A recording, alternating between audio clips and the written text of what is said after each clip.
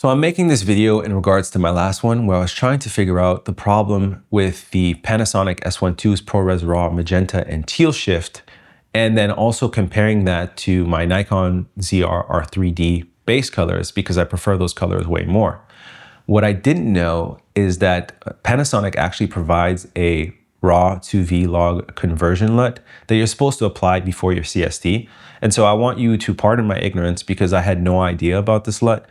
And not only that, there's not really many videos. Well, actually, there's no videos at all speaking about this topic. And so I'm kind of glad that I landed on it because now I can show you how to do it. And then other than that, I also made a comparison by doing a side-by-side with the magenta teal fix and the Nikon R3D base to see if you guys can tell which one is which. The reason I'm doing this is because people claim that the Nikon R3D is worlds apart from the S1II and that it has a much more cinematic look and that the S1II has a more digital look. I do agree with them. I just want to say that it's capped, that it's obvious. Because in these side-by-sides, I color matched the S1II as best as I could to the R3D and left the R3D pretty much intact other than touching up the white balance a little bit. And I'm having a very difficult time telling which is which at a first glance. Now I'm gonna leave the clips to be, a little bit long, maybe 10 to 20 seconds each, so you can really go through it and look at the details and let me know what are the tells between the R3D and the S1II that allow you to tell them apart. Okay, so now before we get to the comparisons between the S1II and the Nikon ZR, let's just get into how we fix the dreaded magenta and teal shift. It's actually super easy, okay? This is the correct way to do it, provided by Panasonic. The first thing you're gonna do is you're gonna download this RAW to V-Log LUT, color conversion LUT, and as you can see, immediately when I apply it, there's a shift happening in the colors, okay? On, off, on, okay? Then you wanna apply your CSTs after. It's very important to apply it before your CSTs and not after.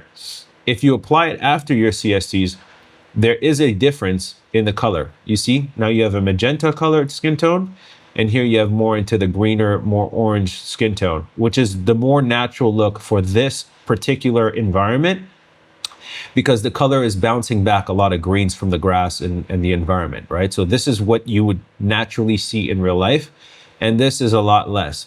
And if I show you in the vector scope, the differences, this is how it looks like when the LUT is applied before. You see, the skin tones are slightly before the skin tone line, which makes a lot of sense.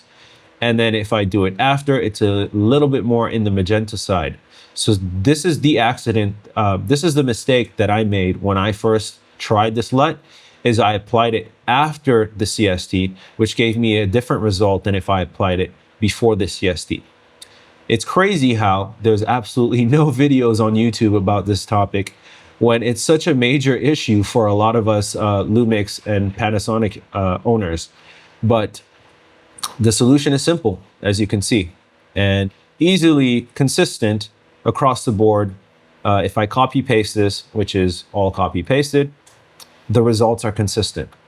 So there we go. That's the fix for the dreaded magenta and teal look. On to the comparisons. Okay, so as you can see, I have both clips side by side. One of them is the Panasonic S1II and the other one is the Nikon ZR. Can you tell me which one is which? As I said, the Nikon ZR hasn't been touched other than a little bit of white balance correction, but the Panasonic S1II has been manipulated to try and match the Nikon ZR's R3D. Depending on what screen you're using, you might be able to have some advantages in telling which is which. But for the most part, on my Mac, I have a very difficult time telling them apart, aside from some very subtle tells from owning both the cameras. But let me know, can you tell the difference? Do you see what the difference is between these two cameras?